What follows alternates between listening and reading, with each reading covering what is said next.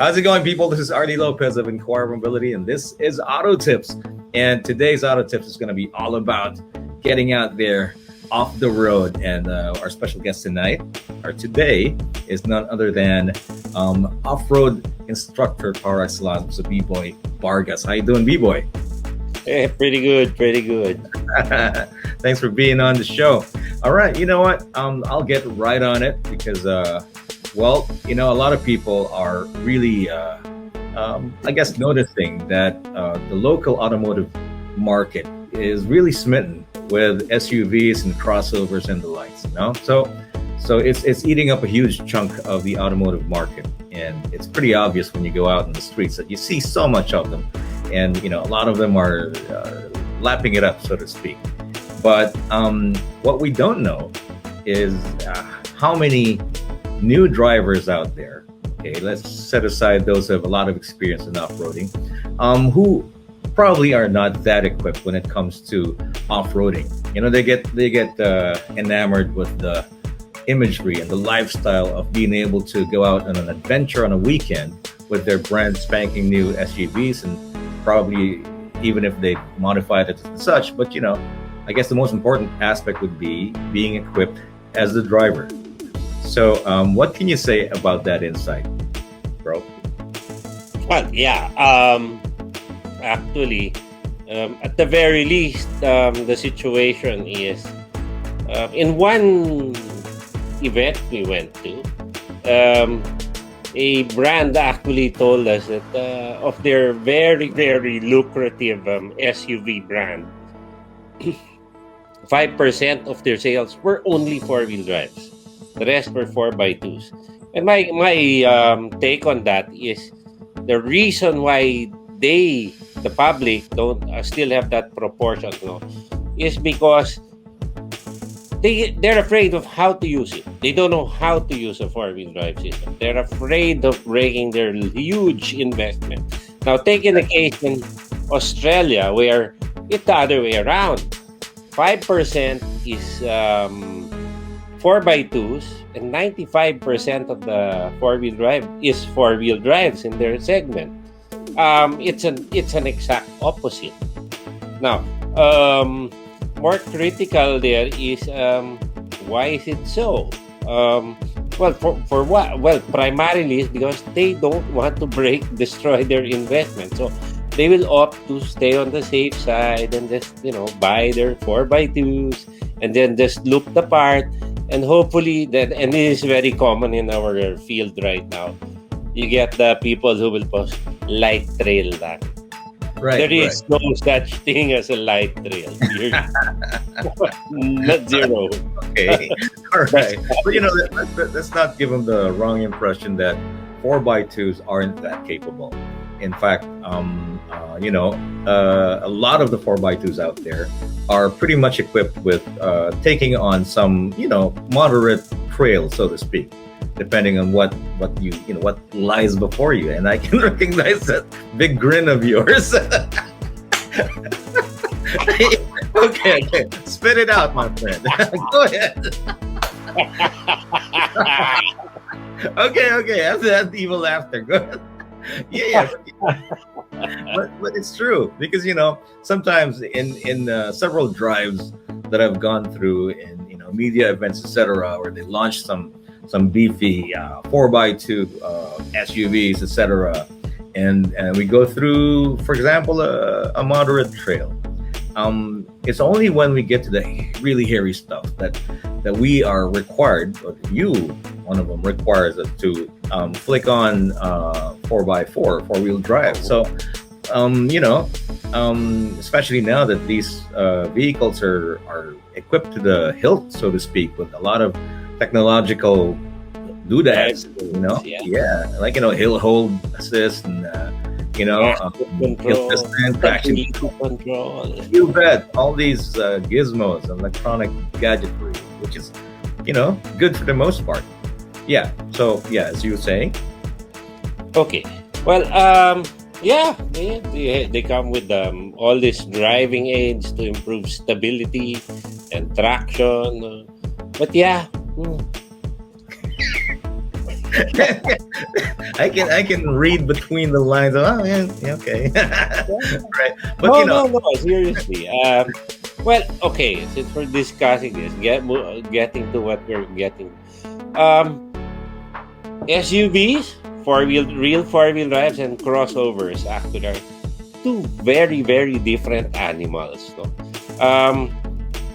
Most of the mid level SUVs right now um, are actually based on their pickup platforms in their brands. No, so they're right, very, very robust animals. They have the same drive trains, and they also have some. They actually have better ride qualities. They're designed for people transport. So yeah, they make ideal weekend warrior vehicles. Now, okay, crossovers. Okay, that's an interesting topic. No, um, let's see. It's very difficult nowadays to define what a crossover is and what a real four wheel drive is. No, before just a few years ago, you would call a you just to use an example, the new Defender. No, yeah, monocoque chassis. That means no ladder frame, no solid beam axles. Um, that would you tell that to me 5, 10 years ago, and I'd tell you that's not a real Defender. That's an ordinary crossover. But yeah, technology has made leaps and bounds, and it's going to do so again in the next 10 years with the coming iDrive system, which is basically a motor per tire, and everything's electrics already. So it all boils down to how far do you want to go with your particular choice of vehicle. So you have to choose wisely. If you decide, I've already encountered so many guys out there and say, sana four-wheel drive na lang yung binili ko, quote unquote. No? right, So right. many times when they decide, they'll just pop up in our clinics, etc., driving clinics, and say, and I just find out last minute they're in 4x2s. Oh my God. Yeah, you can only go this far. Right, So I suggest them before they make their purchase, they study what they're getting into and what they have in mind a few right, years down the road. No? If they are really serious into, not necessarily super serious, even just as a weekend warrior camping kind of vehicle, it really has to be studied because it's a big investment and they have to be very serious in right, right. um, picking what they have in mind. Exactly. But also the old adage applies that it's good to have that piece of equipment there and you don't need it, then vice versa, right? So Yeah, those like a thinking gun. that, yeah, It's exactly. Like yeah, better to have it and not need it than need it and not have exactly. it. Oh, it applies to so many things, man. So like I'm saying, of course it's a substantial increase in the sticker price of a certain vehicle.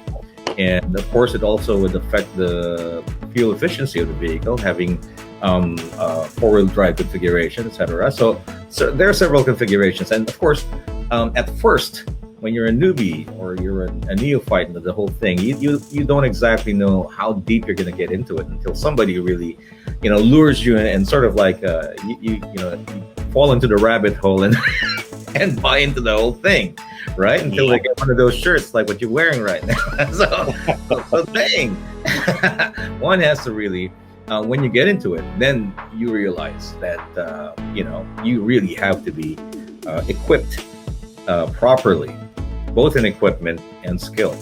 So yes, that's true then. But so one good advice that I'm picking up from this is that if you can, right, and you think there's a possibility that you'll be buying into that kind of lifestyle of being an off-roader or being a really adventurous outdoorsman with your vehicle, then Weekend camper.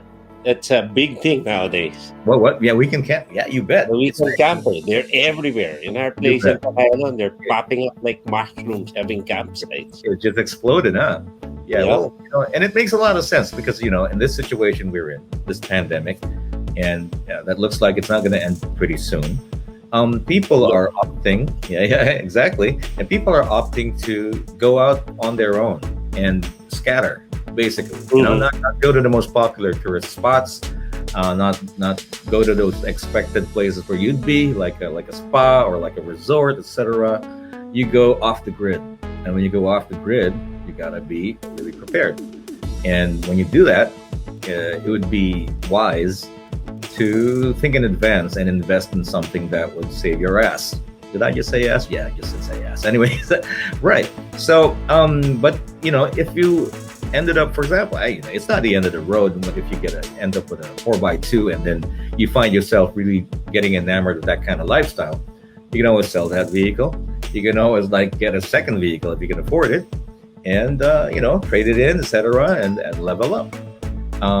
Yeah, but I guess now if you're watching this and you're in the market for a capable SUV, then I guess that rules out crossovers. Or pickups. Oh yeah, our pickups. Yeah, our pickups. That's right. Then it pays to do a lot of research and proper word of mouth research as well. Not just online. Yeah, and I guess thorough test drive so you understand what it's like, and hang out with people who actually do these things and get a good feel of it before you dive deep into what you want to get into, right? Yep. So, yeah. So, B-Boy, what would be the most essential off-roading skill that one has to learn? Just maybe the most basic, the first thing that you'd have to understand and learn. Okay. Aside from having the right vehicle, picking the right vehicle, know your limits. Okay. We've encountered so many people, even in the proper four-wheel drive vehicles, unprepared, but real four-wheel drive vehicles who just really go over their limits, and in the middle of the night we get phone calls, people asking for help. I've had phone calls all the way from Negros Island for what to do because they were stuck in the middle of the night. Oh yeah. My suggestion is get a driving lesson first. And, primarily is common sense. No, don't go Right. out alone. Exactly. I guess the buddy system applies, right? Somebody would Yeah. have to be there with the capacity to pull you out from that very hairy situation. Mhm. And But it's not just about pulling it out. You got Yeah. to know what proper equipment to use to do a pull out of a tricky situation. right. Yeah, it's like not getting in over your head, and not Yes, it's getting not as simple as it looks. The lifestyle can be quite attractive because it's very adventurous. You get this alpha male macho kind of thing, but yeah, it's not as simple as it looks. You really gotta think it through. Even the driving styles are very, very different from on-road driving. yeah. And I guess that's part of the appeal too. The variables are so diverse. Like it's different when it comes to mud. It's different when it comes to rocks. It's different when it comes to river crossing, and Mhm. so on and so forth. Right. So, I guess that's part of the challenge, and that's what sort of like appeals to those alpha male types and such. But yeah, as you said, preparation is always key, and common sense is the most valuable thing that you can bring with you. A lot of there's a hell lot of none of it. Exactly. So yeah.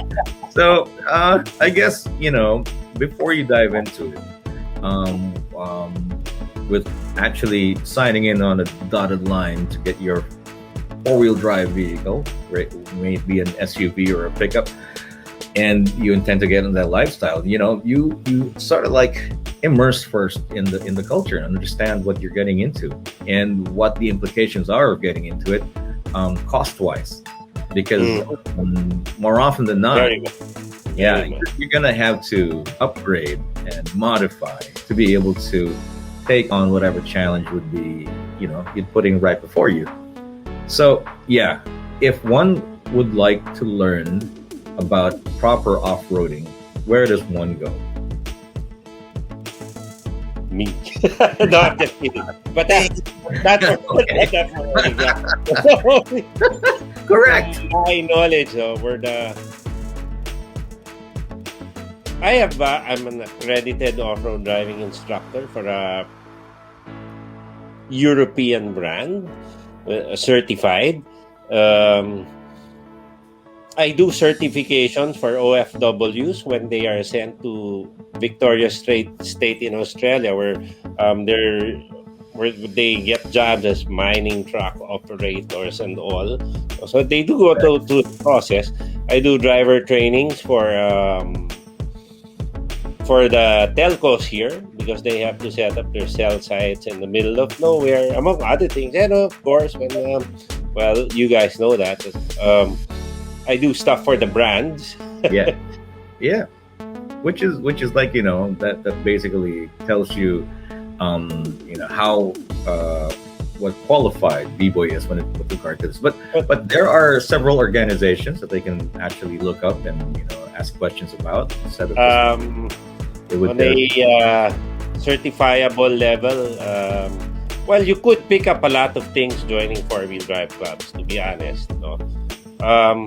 You could pick up a lot of wrong things too. But exactly. no, but I have to cite this. For example, after that big storm did you hear about the 14 pickup trucks that were stranded up in Tanay? Yeah. Heard about that? Okay, Yeah. I was one of the responders there.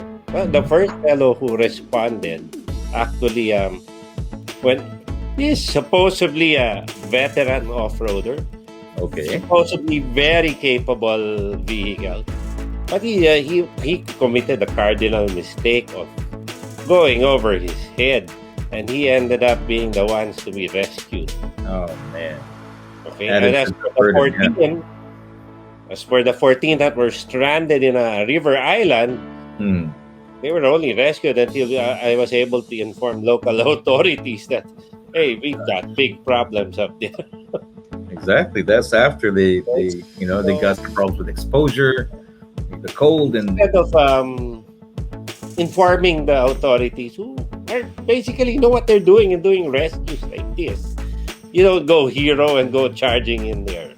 right. Maybe emotions got the best of him. Maybe knew some Exactly. people. Now, as Yeah. for those 14, a good number of them were modified 4x2s.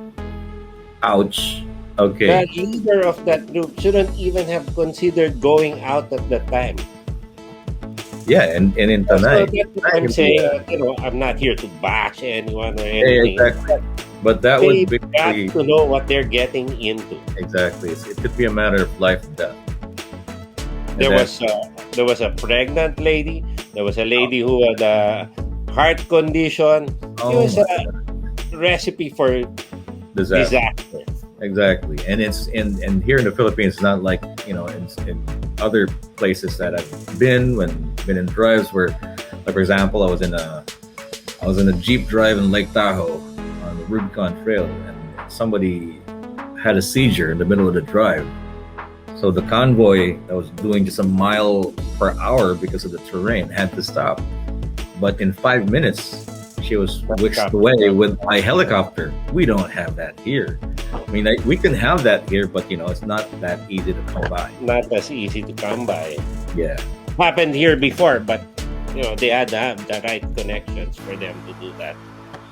It's happened before, but you gotta have the right connections. It's not the Exactly. service. Because yeah, or, hey, yeah, and sometimes maybe what if typically the most basic services here are always in tip-top shape. So it could not by logistics it might not happen, and somebody could just really lose their lives in situations like that. So yeah, people would have to really totally take this seriously, and like I said, equip yourselves not just with the proper equipment, but also the state of mind, knowledge, and the skills. more importantly, it's never mind I was just kidding about the lessons.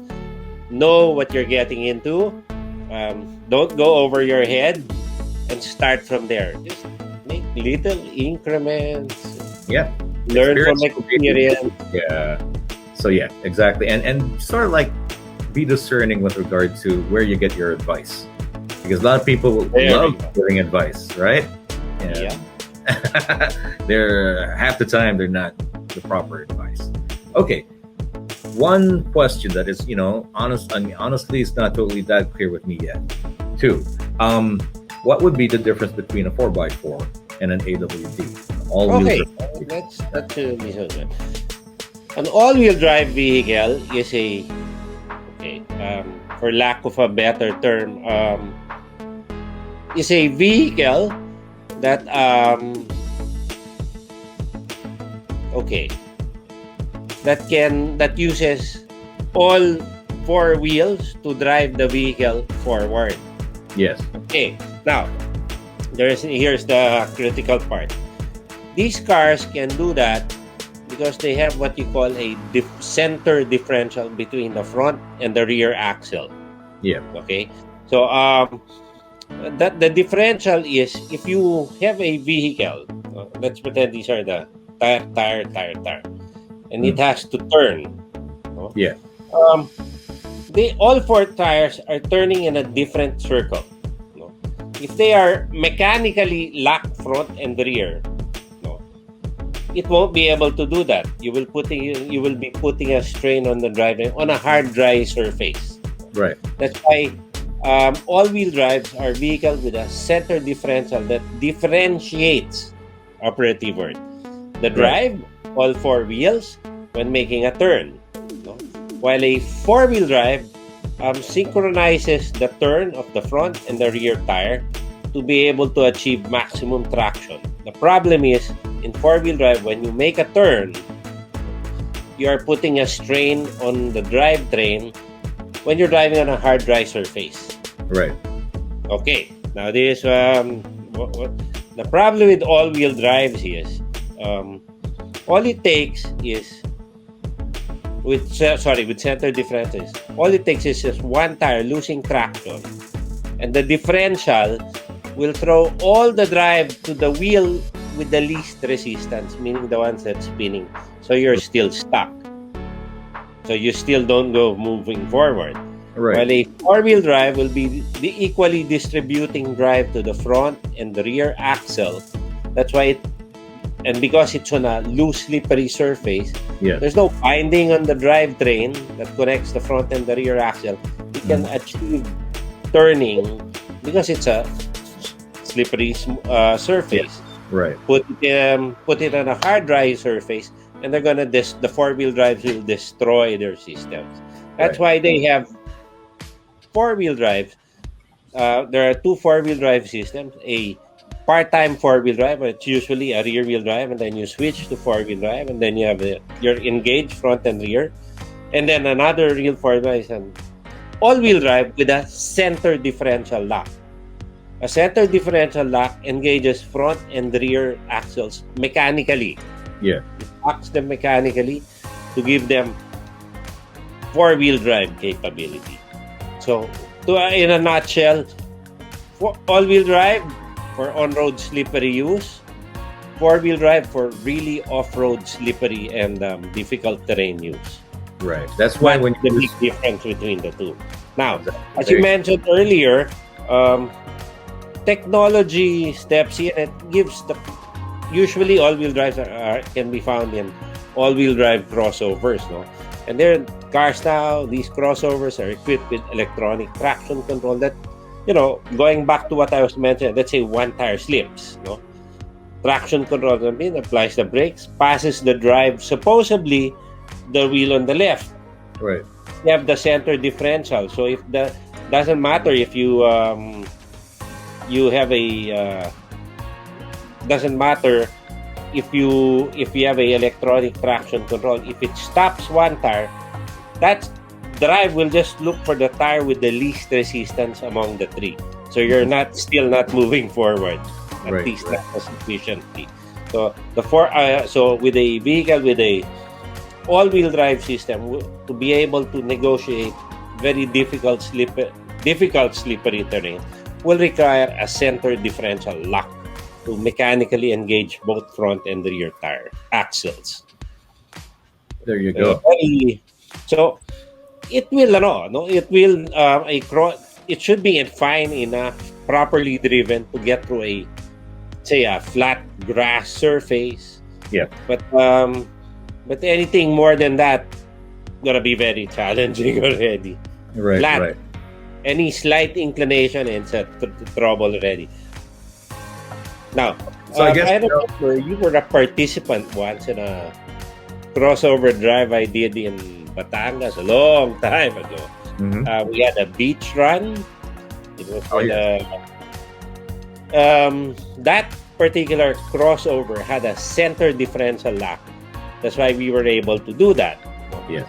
Even the other, let's say, I don't want to name any other brands that any crossover brand that doesn't have it, no, but they wouldn't be able to achieve what that particular brand did because they don't. Normally these crossovers don't have a center differential lock. Right. It's a little more heavy duty, isn't it? Yeah. Yeah, the ability to drive both axles at the same time, the front and rear axles, at the same time is the key. Exactly. There you go. With the same amount of traction, so to speak. Well, okay.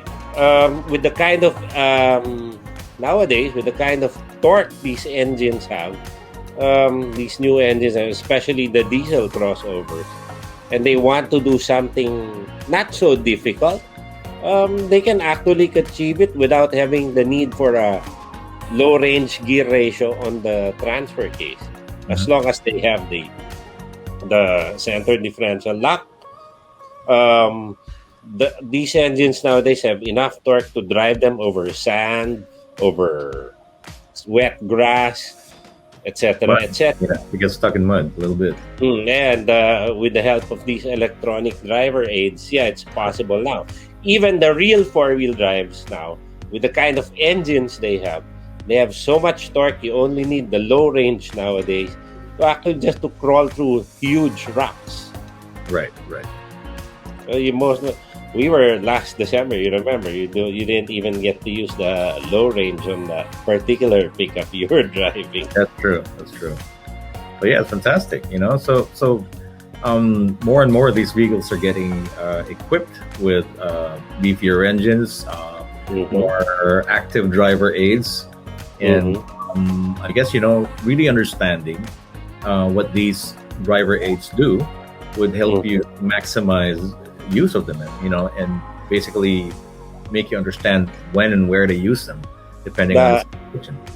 That's the irony of it all now. Yes, all these electronic things were developed to make it easier for the driver, when in fact, nowadays, the driver really has to know how all these things work to be able to use them properly. Exactly. So you're just scratching. It's actually more complicated now than what it was before. Yeah, but it only takes a little bit of investment in time to understand what it goes through, or maybe also an investment when it comes to the part of the manufacturer himself, and when it comes to briefing new customers, because the long list of technological advancements on these vehicles could be daunting, right? So if all these abbreviations, these acronyms like what do you call it? HDC, and the ABCDFG. I know all these things, but you're paying for all that, right? So understanding what these things make you capable of will sort of like also give you a clue as to what you can do with the vehicle and how far you can push it, what kind of limits you can set for yourself and your ride, right? So you get to understand the limitations of what you bought also. Exactly. Because even the best four-wheel drives out there have their limits too. It's like, Mother Nature always wins, There's always a boulder that's too big for you. There's always a ravine that's too deep for you. So basically, you pair up your common sense with the kind of equipment you have. Right? Yep. All right. So now that you've really explained the difference between a 4x4 and an all-wheel driven vehicle, so I guess that sort of like helps the other people, a lot of people, sort out in their minds what kind of vehicle they should be gunning for, depending on what their off-road aspirations are. Why don't we move on to the next thing? I'm sure a lot of people are sort of allergic to driving stock vehicles, especially when it comes to off-road vehicles, and understandably, because getting the right upgrades basically would expand your vehicle's capabilities with regard to range, with regard to the diverse kinds of terrain that you can Ride quality, bring. cargo weight, Yeah, so much bragging rights. yeah, bragging rights. Yeah, angas look. Those shock absorbers and what do you call it? When you lift your vehicle for better Yep, clearance, there, you're basically stroking two things there. One is yep. getting to clear bigger obstacles, and second is looking more astig, which is actually the priority of a lot of people. Anyway, yeah. So, what would be the most sensible upgrades you can um, equip your vehicle with first? Okay, let's start with a crossover. Yeah, Okay, on a crossover, you understanding its limit, having understood its limitations, your best bet for if you want to take it a little further from what its current configuration is, yeah, you will have to start with um, tires and ground clearance. No, the remember these are car-based platforms. yeah. They're a little taller, but they still don't have enough ground clearance to once those tires start digging in, let's say, sand. No, it's very easy for them to bottom out. Yeah. So they might want to upgrade their ground clearance. So maybe a little taller tire, maybe a 1 inch suspension lift. Um, you will see. I'll mention this particular brand. You will see so many Subaru crossovers. XPs, yeah, Yeah, the yeah, XB being modified in the state with a little lift, bigger tires, just yeah. to improve the ground clearance. But Right. mind you, there are drawbacks to all that mods. No? So, yeah, I would start with ground clearance and traction for these cars. And I forgot to mention, should be the first, the ability to to rescue these vehicles. That would be like recovery gear. Most basic would be maybe a traction mat they can stuff under the tire. They can range from about 5 to 25,000 out there. Right. You stuff them under the tire, properly used, you'd be able to drive through almost. Yeah, that makes a lot of sense. Yeah, you were with us in the that run in Pinatubo on that particular crossover Yeah. a few years back. Mhm. You sent those cars to very soft lahar sand and all. Yeah. But they came out well.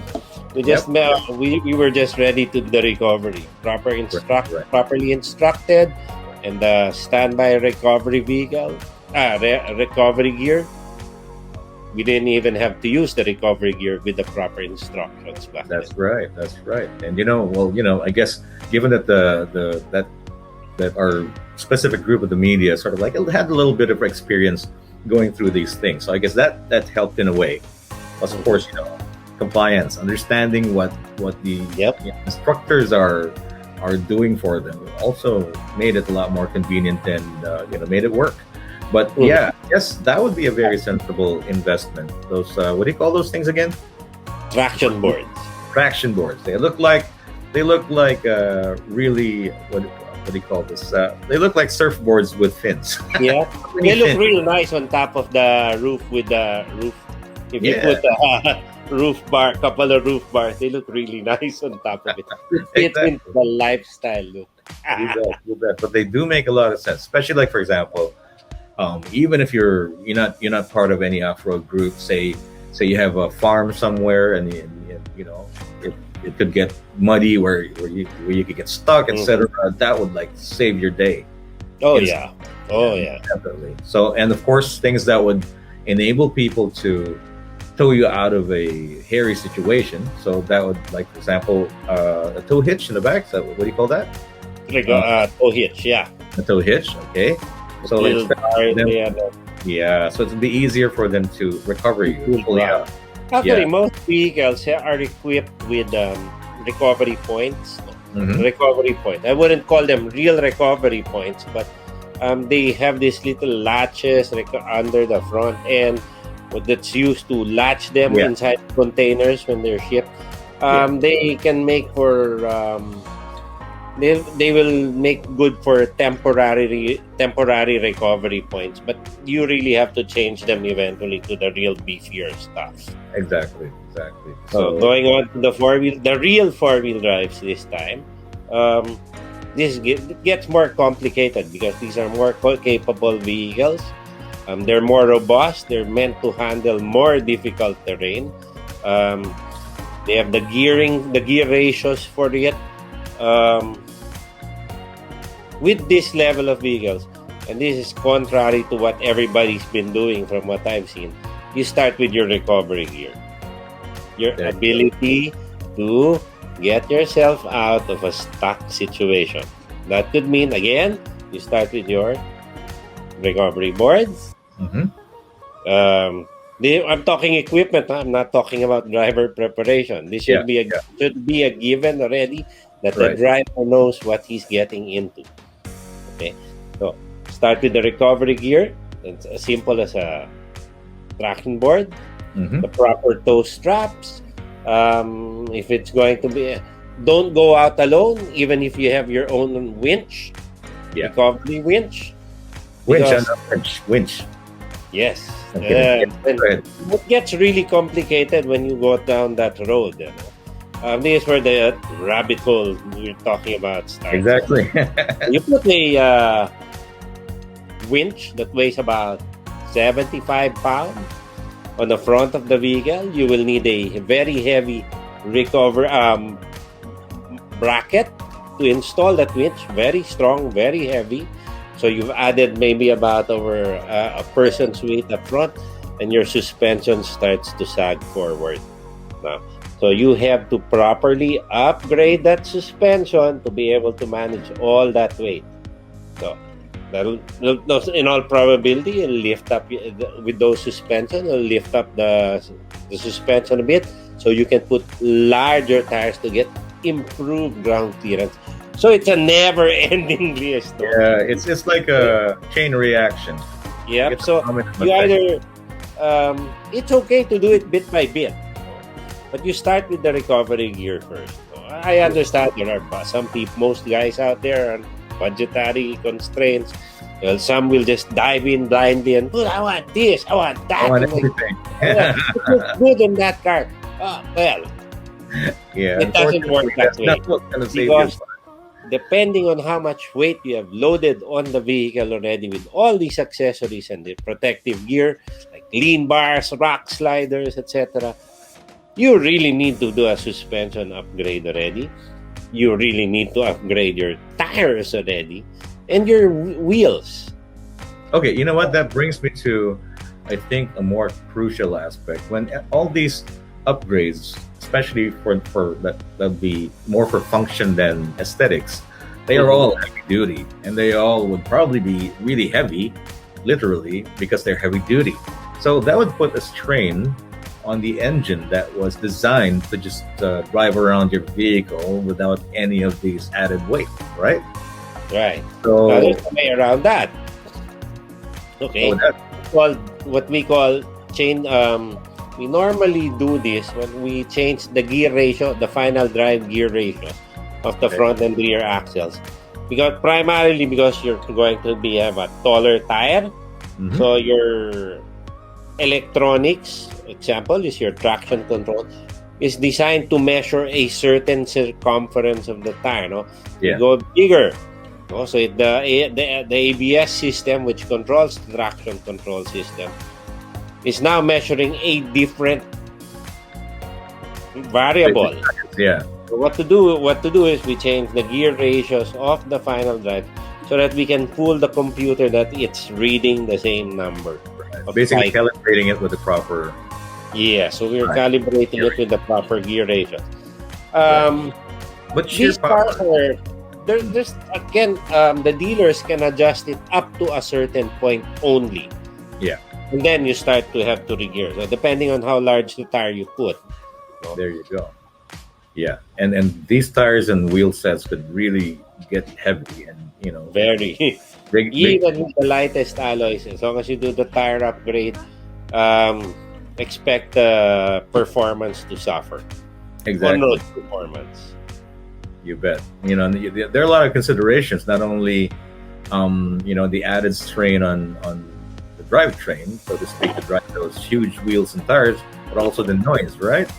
Yep. Imagine The cruising reality on the highway is with, it's glamorous, it's adventurous when you look at it, but good grief, it's so equipment intensive, and you really have to be careful on what kind of mods you're planning to do. So going back to the original question, no? What's the most basic we can do? see where we My went. recommendation is recovery gear, first and foremost, immediately followed by a suspension upgrade. Yeah. If we're talking about the winch and protective bars on the vehicle. Yeah. And then the last and the least of the top three I'm going to mention, your tires and your wheel setup. There you go. Well, From I guess. only up to 32 inches. Ah, why is that? Anything over than that, then you start. There's a bell curve where you go up, and then at the peak of that bell curve, once you go out at that 32-inch tire and all, you will realize that your on-road performance is going to start to suffer. So from braking, comfort, handling, it's a downhill road. Exactly. But on the other side of the graph, your off-road performance is way up. Yeah. Well, you can't have everything. I guess if you have Impossible. if you have an off-road rig like that you can equip, etc. That sort of like follows that can't be your daily drive. It's got to be another goal for you to go to Monday to Friday through work. As a rule of thumb with tires, to me, anything below 35 inches on the tire diameter can be a day driver. There you go. Can be a day driver. Anything over 35 and nah, that's a built vehicle already. There you go. That's just way too much. It's overkill. But just to make it simple with the layman, let's base it on tire sizes already. Yeah. So anything over 35, definitely not street. I wouldn't want to use them on the highways anymore. Some of those, to those guys who think, no way, I drive my 38-inch tires on the highway. Yeah, I'd like to see you do 100 kilometers per hour on a slight curve with that. Ouch. I That's what I'm know. Yeah, I'd like to see that too. I'll be video it as well. Pretty spectacular. Yeah, well, there you go. That's very, very, very sensible. And also, I guess one of the most important things that you can do before you even get into these modifications is find out how far you can go without voiding your car's warranty, especially if it's a new one, right? So Sabina, I think you're paying for it for the next 3 years, 5 years, then you better understand how far you can go. Especially if it's financed. Yeah, exactly. That's what I mean. Your bank will not be too pleased if you. So that's why it's also convenient for a lot of people to equip certain vehicles that are, say, at least a decade old. Yeah. And anything over 5 years is okay, actually. Yeah.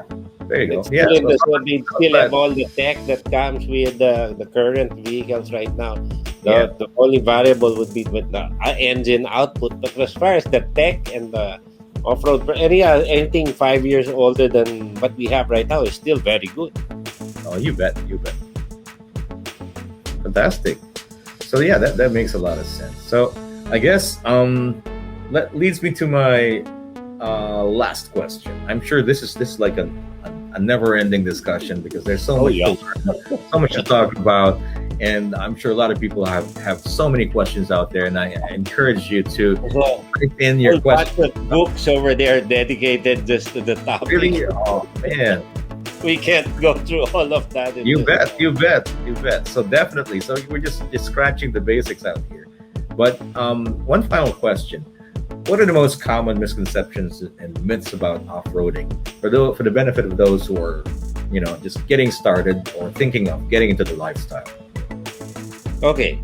Misconception is number one, there is no such thing as a light trail. Like I mentioned earlier. You Okay. either have a four-wheel drive or you stay on the paved surfaces. Period. Right. Right. Number two, well, off-roading is actually a segment. I wouldn't call the whole thing as I'd call it the thing as off-roading. Because there's so many variables. You have I would call off-roading is, to me, is challenging the vehicle and the driver. It's an entirely different activity to overlanding, which has to negotiate difficult terrain and enjoying the trip. No? An off-roader is challenging his vehicle and himself to how far it will go. His four-wheel drive vehicle, emphasize, Take note. Yeah. Okay. it's about challenging the vehicle and the driver's capability. An overlander is someone who travels and enjoys the scenery, wherever it takes him. And then you have the competition guy who will do racing in short time courses. But they're all basically revolve around, and there's so many other segments, but they all do revolve around one particular thing: four-wheel drive vehicles, not 4x2s, four-wheel drive. Yeah. So you gotta understand that. You have to understand that major limitation of that. So it depends. But still, with 4x2s, like for example pickups and SUVs, crossovers, you can still get into some kind of adventure. It all depends on the way of managing your expectations, right? Yep. Yeah, a simple picnic over here where Mhm. you get to a little bit of an isolated place, like something like a farm, something like that. But you have So, to be right. clear-minded about clear-minded about these things. I actually know a guy who brought his lowered Mercedes-Benz station wagons and vehicle into some dirt road and was able to enjoy a campsite by just being careful. Yeah, a 4x2 can do that, no doubt. Yeah, Crossovers can do that. Um, as long as they know what they're getting into, yeah, they know how to address the situation. Yeah, go ahead. I'm just being on the cautious side because um, I've always been in the receiving end of help, rescue, and because so you're the man. no You're- one. you're- I'm just a helpful fella. you bet. Well, of course, that's the thing about our local scene, off-roading scene here. There are very few people who are certified, as qualified, and have extensive experience in the field. And you are among the very few.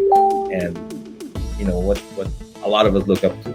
So, yeah. So I guess your advice definitely is gonna go pretty far in terms of helping out people with the choices they're going to make and the expectations they're going to be having with all these aspirations they have.